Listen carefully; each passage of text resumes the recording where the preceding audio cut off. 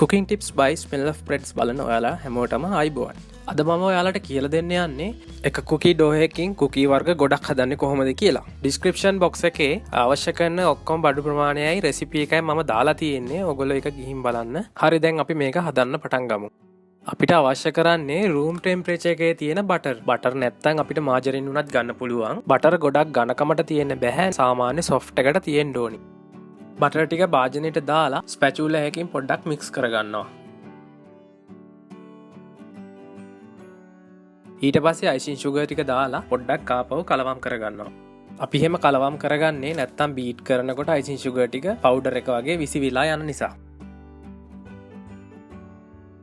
Hand beater එකකින් හරි එහෙම නැත්තම් ඩෝ මික්සර් එකකින් හරි මේ බටර් ටික ක්‍රීම් වෙනකන් වද්දන්න ඕනේ. බිත්තරයක් වෙනම බෝල් එකකට කඩලා ඒකට වැනිලා දාලා පොඩ්ඩක් මික්ස් කරලා ඊට පස්සේ ඒකත් පොඩ මේ අපේ බටර් මික්ස් එකට දාගන්න ඕනි. බිත්තර ටික එකපාර දාන්න යන්න එපා, කර්ඩල් වෙනවා. ඒ නිසා ටික ටික දාලා හොඳට බීට් කරන්න ක්‍රීම් වෙනතුරු.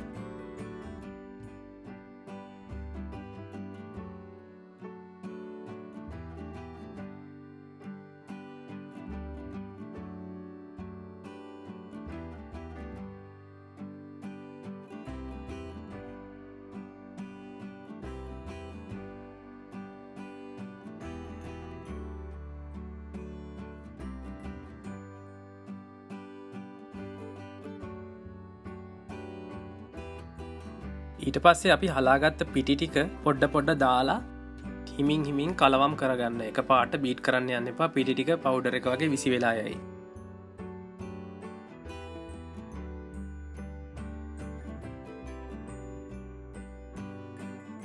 පිටි ටික දාලා මේ බැටර් එක බීට් කරගන්න ඕනේ හොඳට.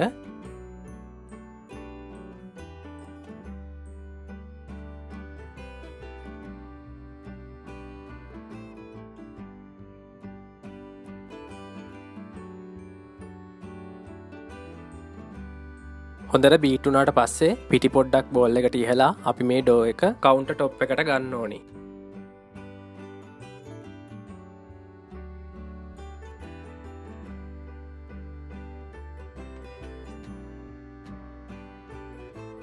මම මේ ඩෝ එක කොටස් 4කට බෙදා ගන්නවා. එක කොටසක් ලින්ස කුකී වලටත් අනිත් කොටස චොක්ලට් කුකී වලටත්. ඉතුරු ඩෝ කෑලි දෙක මම පාවිච්චි කරන්නේ වැනිලා කුකී කපා ගන්නයි මාබල් කුකී එකකටයි.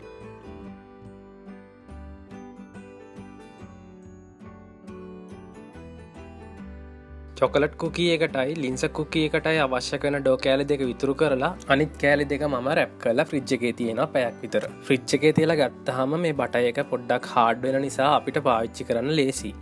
අපි ඉතුරු කරගත්ත ඩෝ කෑලි දෙකෙන් එක කෑල්ලක් අපි හදන්න යන්නේ චොකලට් කුකී එකක් විදියට. පිටි මේස හැන්දකුයි ස්වීට්න් කොකෝ පවුඩර් මේස හැන්දකුයි දාගන්න ඕනි. කොකෝ පවුඩර්යි පිටි දානකොට හලලා දාන්න මතක තියාගන්න, නැත්නම් කැටි ඉතුරු වෙන්න පුළුවන්. ඔයා ගාව තියෙන්නේ සෙමි ස්වීට් කොකෝ පවුඩර් නම් ස්වීට් කොකෝ පවුඩර් නැත්නම් තව අයිසින් සුගර් මේස හැන්දක් දාගන්න. මේ ඩෝ එක අනද්දි කිරි මේස හැන්දකුත් දාන්න අමතක කරන්න එපා. මට මේක වීඩියෝ එකෙන් පෙන්වන්න බැරි වුණා. මගේ කැමැත්ත නිසා මම රෙඩ් කලරින් පොඩ්ඩකුත් දාගන්නවා. ඔයගොල්ලන්ට අවශ්‍ය නැත්නම් නොදා ඉන්න පුළුවන්. මේ ඩෝ එක හොඳට අනලා ෆ්‍රිජ් එකේ තියන්න පැයක් විතර.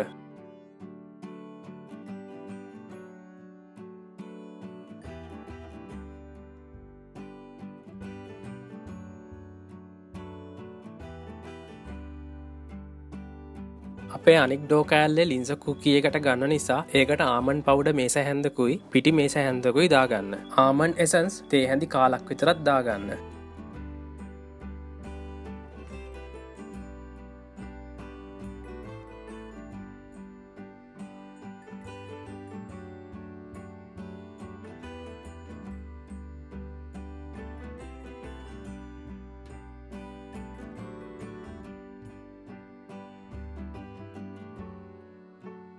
මේ ඩෝ එකත් හොඳට අනලා රැප් කරලා ෆ්‍රිජ් එකේ පැයක් විතර තියන්න.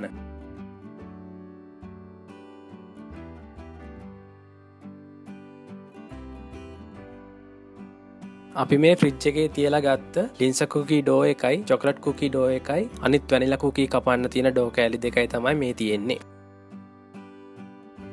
අපි මුලින්ම ලින්ස කුකී කපන්නයි යන්නේ. එතකන් අනිත් ඩෝ කෑලි ටික ෆ්‍රිජ් එකේම තියන්න. ඩෝ එක ටිකක් තදයි නම් පිරි පොඩ්ඩක් කියලා අතින් හොඳට ගුලි කරලි වෙරලා ටිකක් සොෆ්ට් කරගෙන තමයි ෂීට් කරගන්න ඕනේ.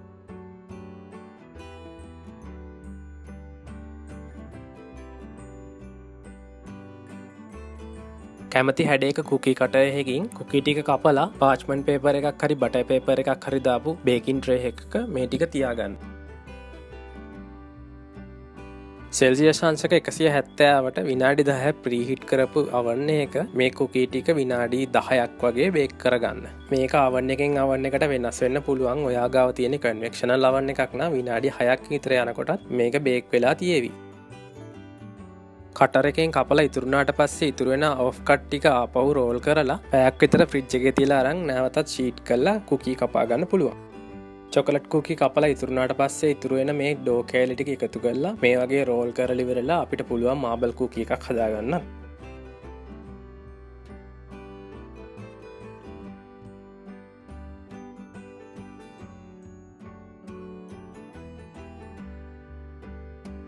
අපි වෙනම ෆ්‍රිජ් එකේ දාගත්ත වැනිලා ඩෝ කෑල්ලක් අරගෙන ඒකෙන් කොටසක් කපලා ෂීට් කරලා මේ වගේ චොකලට් කුකී එකෙන් අපි රෝල් කරගත්ත සිලින්ඩර් කාර කැබැල්ල මැදින් තියලා ක්ලින් ෆිල්ම් එකෙන් මේ විදිහට රෝල් කරලා අපිට මේ වගේ මාබල් කුකී එකක් හදාගන්නත් පුළුවන්.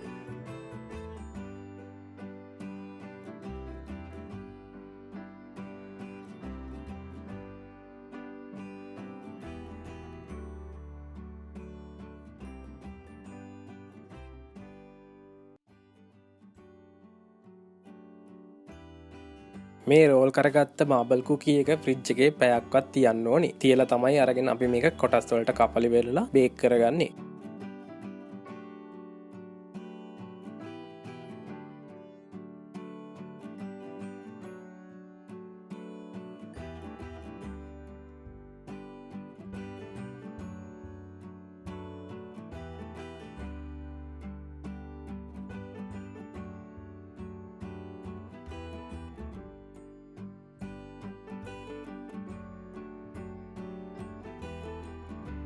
ෆ්‍රිජ් එකේ තියලා ගත්ත මාබල් කුකී ඩෝ දෙකත් පිහියක් අරගෙන කපලි වෙරලා බේකින් ට්‍රේ එකක ඇරේන්ජ් කරලා බේක් කරගන්න පුළුවන්.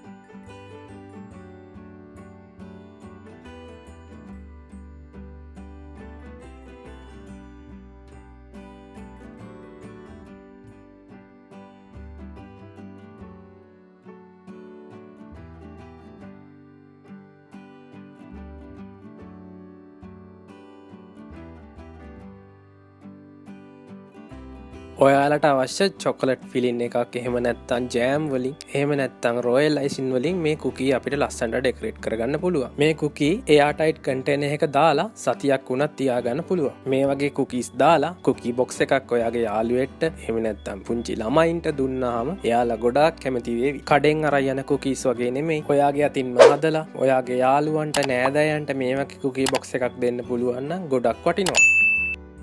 ඔයා මේ වීඩියෝ එකට කැමති නම් සබ්ස්ක්‍රයිබ් කරන්න අමතක කරන්න එපා. ඒ වගේම ලයික් කරන්න, ෂෙයා කරන්න යාළුවොත් එක්ක. ඊළඟ වීඩියෝ එකෙන් අපි ආපහු හම්බෙමු. සුබ දවසක්.